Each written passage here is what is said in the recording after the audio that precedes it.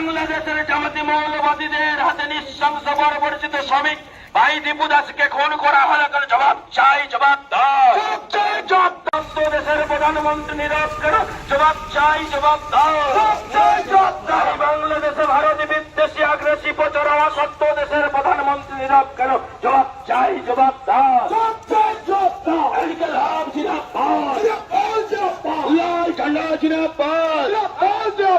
CPIM জিন্দাবাদ, CPIM CPIM CPIM